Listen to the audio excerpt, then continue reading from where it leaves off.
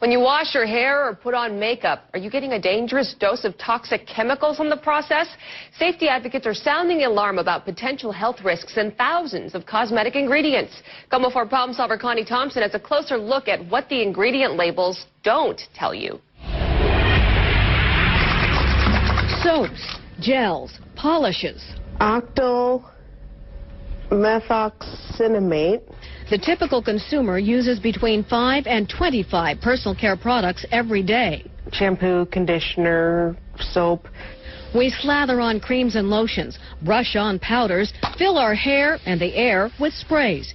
But what are we putting on or in our bodies? Phenoxyethanol, Formaldehyde, dibutyl phthalate. Biologist Renee Sharp says reading labels is worthless if you don't know what they mean. Sharp is senior analyst for the Environmental Working Group, a cosmetic safety advocate in Washington, D.C. There's real evidence of harm. Sharp says studies show as many as half the personal care products on the market have at least one chemical linked to either reproductive problems or cancer. We're basically conducting a giant chemical experiment on ourselves.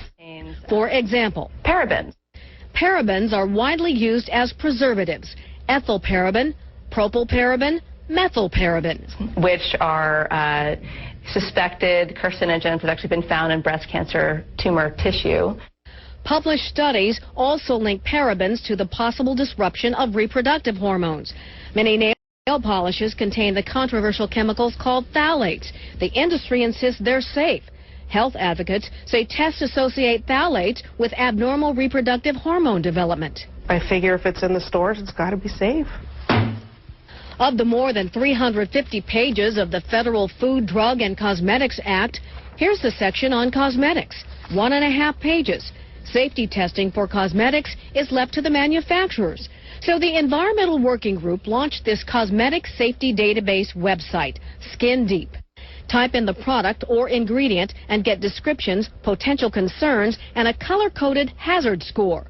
Green for low hazard, yellow for moderate, and red if the hazard is considered high. Oxybenzone.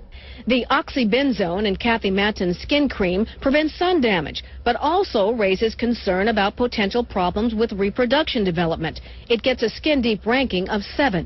That gets into high hazard. That's scary. That's terrifying. Oxybenzone is the active ingredient in many sunscreen products, even sunscreens made for babies. There's more breast cancer in women than there used to be. More breast cancer in women, more testicular cancer in men. But are the chemicals the cause? That, says Harborview pediatrician Sheila Sathian-Arayana, is the million-dollar question. We have a lot of animal studies, but we don't have a lot of human studies. Her own recent studies do confirm higher phthalate concentrations in the urine of infants exposed to baby care products with phthalates. The doctor's prescription: minimize all chemical exposure to infants and young children. Women of reproductive age or women who are pregnant should minimize their exposure too. For everyone else, be aware of what's in the products you're using, so you can at least make an informed choice. The Personal Care Products Council insists the products we use are safe, saying a lot of information on the internet is inaccurate and misleading. The industry has launched its own cosmetic database with its explanation of cosmetic ingredients. We put them both on our website, comotv.com. Click on Consumer.